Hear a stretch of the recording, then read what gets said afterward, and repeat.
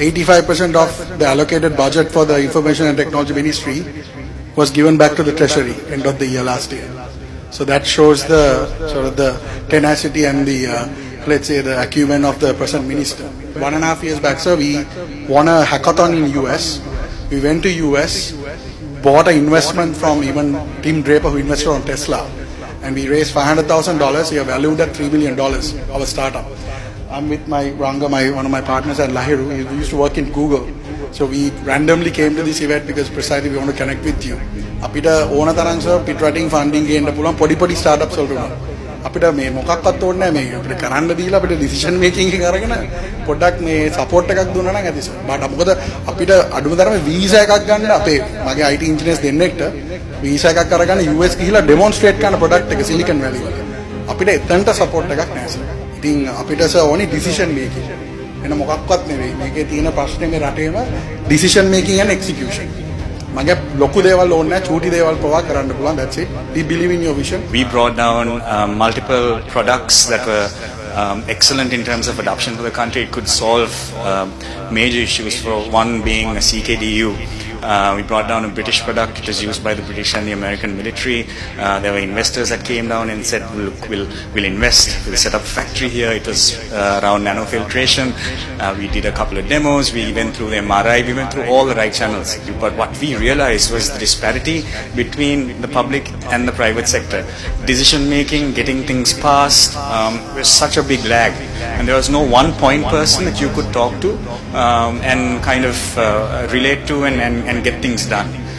So I believe if you come in and when you do, we really need to overhaul the current system as to how ideas are brought to the table, the right ideas with the right people, and how it's adapted and put through to the market. One of the big issues that we've seen, if we go to a bank, banks are going to give us loans like that.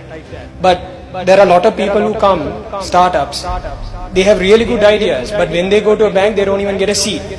And one of our businesses, even if it's failing, just because of our family name, they will give us money, open us a credit line. Just pay purely based on a family name and a brand name. We need to give the middle class a chance to go out there, fight and actually make a difference. There's a lot of talented people. And also, when you try to import something to Sri Lanka or even export, the challenges you have to go through to even get a product across the customs is unbelievable. And that is really hindering our development, and there are so many good products that we can bring down. And we can bring down, value add and send it back, make more money out of it. But we can't do it because of the customs, the borders.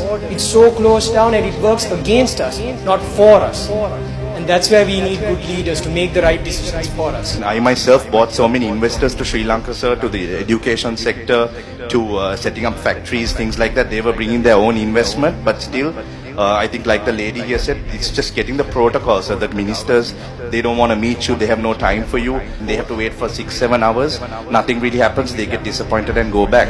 So sir, I mean, when you come into power, have a separate section for people coming with foreign investment so that they can directly meet you, and then things can be set up sooner so that we can take this country forward. We want investors to come to Sri Lanka to come and invest. When the war is going on, one of my directors from US called me and said I had to go to Sri Lanka.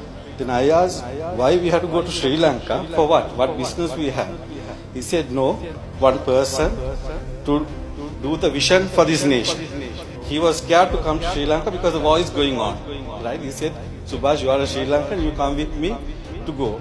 War is going on.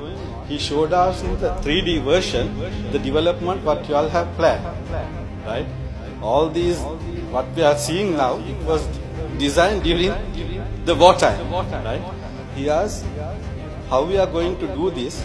Right? Superb plan. Same like Dubai, the new port city called as New Colombo that time. It's a superb plan. Who's going to invest when you have a war going on? Right? So he said no.